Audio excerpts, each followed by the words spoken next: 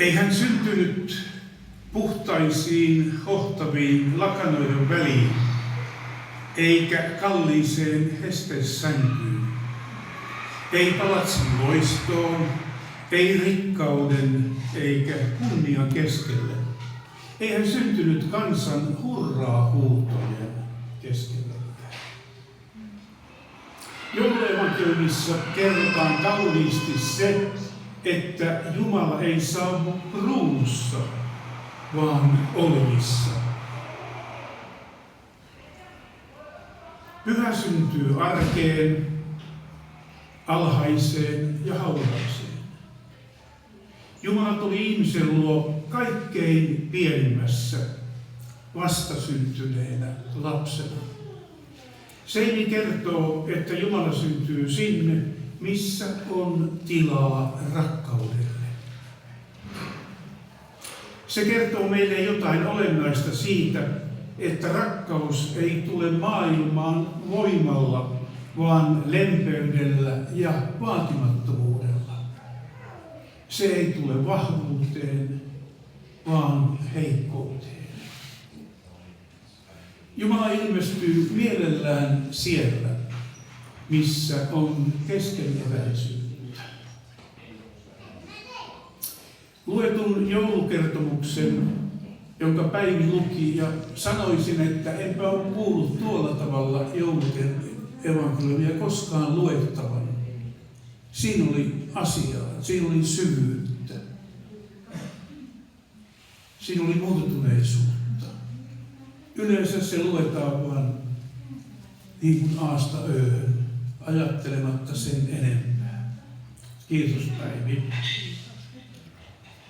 Me olemme kuulleet sen lukemattomia kertoja, mutta joka ei silti koskaan kulu loppuun.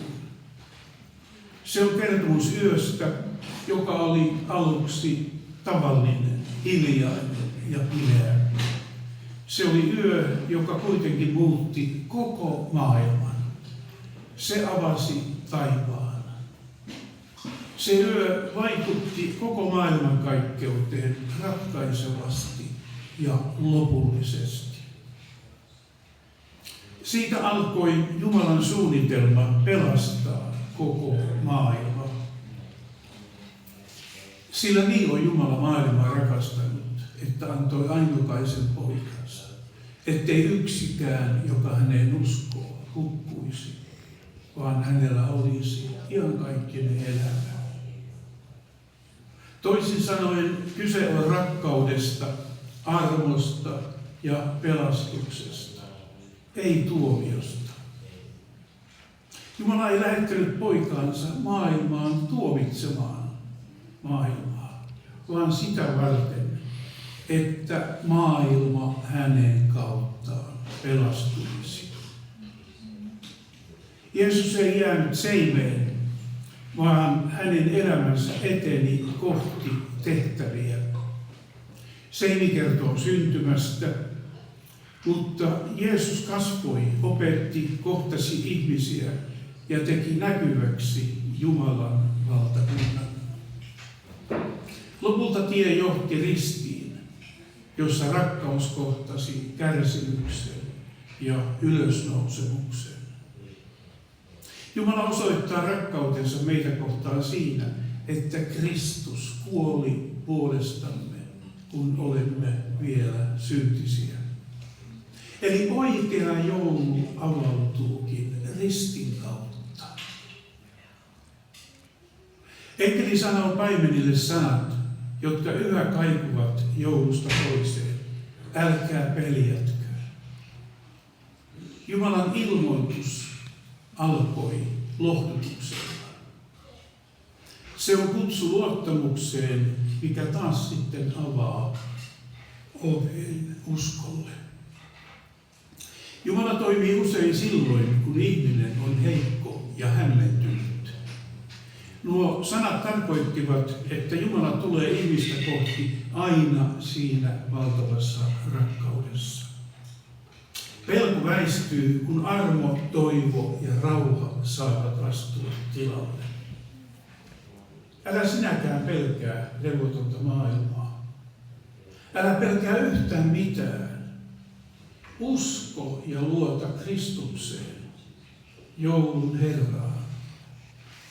Ole luja ja rohkea, älä säikähdy, äläkä arkaile, sillä Herra, sinun Jumalasi, on sinun kanssasi, missä ikinä kuljetkin. Jeesus on aina keskellämme. Sopii kysyä, missä on sinun leposi ja rauhasi? Lepäävätkö ne olosuhteissasi, järjessäsi vai Jumalan sanassa? Paimenet eivät olleet rikkaita, eivät oppineita, eivät vaikutusvaltaisia. Siksipä juuri he saivat kuulla uutisen ensimmäisenä. Se kertoo meille, että joulun sanoma on tarkoitettu aivan kaikille.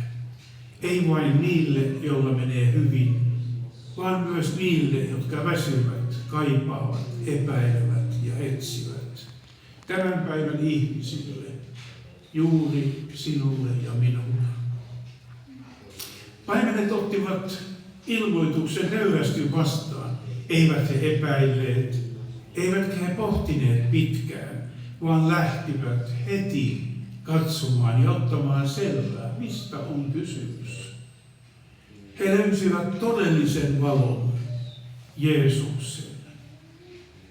Todellinen valo, joka valaisee jokaisen ihmisen, tuli maailmaan. Joulun ytimessä on täydellinen lupaus siitä, että pimeyden keskelle syttyy valo. Kansa, joka pimeydessä vaeltaa, näkee suuren valon. Niille, jotka asuvat kuolemanvarjon laaksossa, loistaa kirkkaus. Kun joulu lähestyy nykyään, maailma ympärillämme kuorrutetaan ihan kaikella toisarvoisella, melulla, hulinalla, liiallisella, räiskeellä, rahalla ja ruualla mässäilyllä. Jeesus ei tahdo sopia edes enää joukkoon. Meillä ei ole sinulle tilaa. Jeesus oli vielä Marian kohdussa, kun majoitalon isäntä sanoi nämä sanat. Meillä ei ole enää tilaa sinulle, kirjanoppineet ja fariseusten keskellä. Meillä ei ole enää tilaa sinulle, kun Jeesus oli ripustettu ristille. Se viestitti äärimmäisestä hylkäämisestä. Meillä ei ole tilaa sinulle, sanovat maamme viisaat, piispat ja vaaleilla valitut päättäjät, koululaitos, opetuslaitos ja niin monet muut. Sinulle ei ole enää tilaa elämässäni. Kuinka moni sanookaan nämä sanat tänään, kun Jeesus koputtaa sydämemme ovelle ja pyytää päästä sisään. Joulu vaan koskettaa minuakin vuodesta toiseen.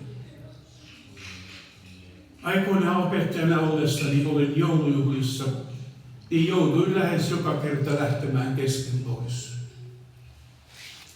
Pienten lasten alkaessa laulaa liikutuin. Tiesin, mistä kaikki johtuu. Tiesin olevani epäonnistunut isä. Tiesin, että omat pienet lapseni ovat jossain kaukana samaan aikaan omassa joulujuhlassaan. Kuinka mielelläni minä olisin ollut heitä seuraamassa heidän juhliessa. Siellä he laulavat ja leikkivät iloisesti omissa juhlissaan tietämättä isänsä ikävästä ja itkusta. Vieläkin monien vuosikymmenten jälkeen joulun lähestyessä sieluni itkee ja sisälläni karvastelee. Mutta tänään kaikki on toisin. Aika kultaa muistot. Aika parantaa haavat.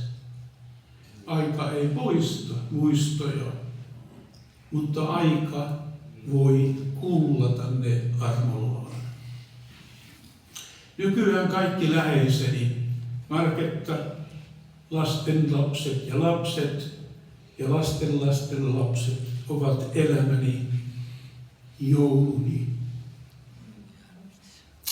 Siihen kun lisätään vielä vävyt miniät ja nuorten tyttö- sekä poikaystävät, niin tuo joukko on suuri niin määrältään kuin laadultaankin.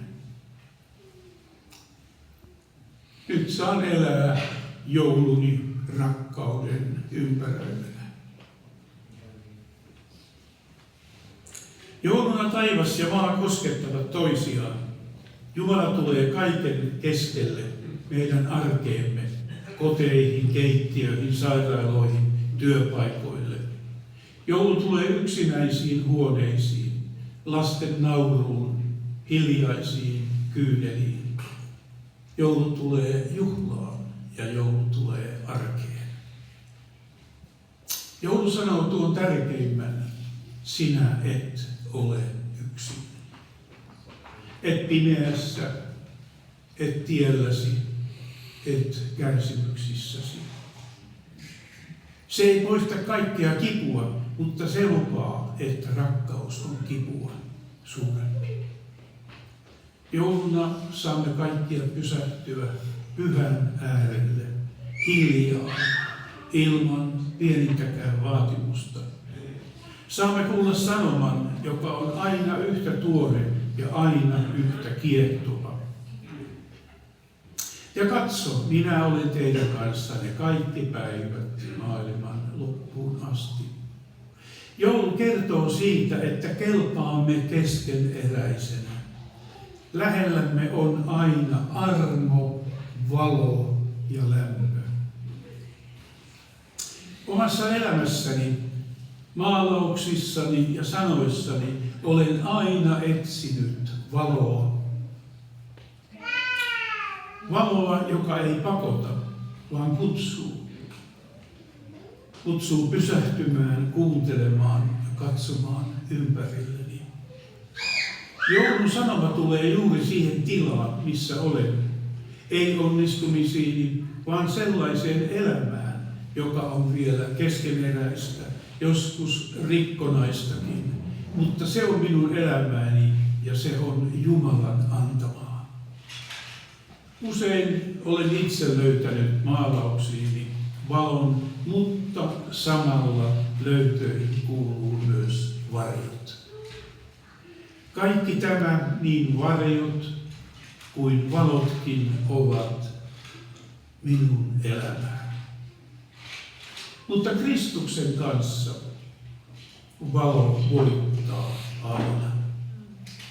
Jeesuksen syntymä tallissa muistuttaa siitä, että Jumala valitsi köyhän majan, hiljaisuuden, vaatimattoman ihmisyyden. Jouluna me tarvitsemme toisiamme, tarvitsemme läheisiä ihmisiä, jotka kuuntelevat ja antavat tilaa vain olla. Tarvitsemme hiljaisia hetkiä, jolloin sydän saa hengittää niin, että Jeesus saa tulla, olla ja viipyä.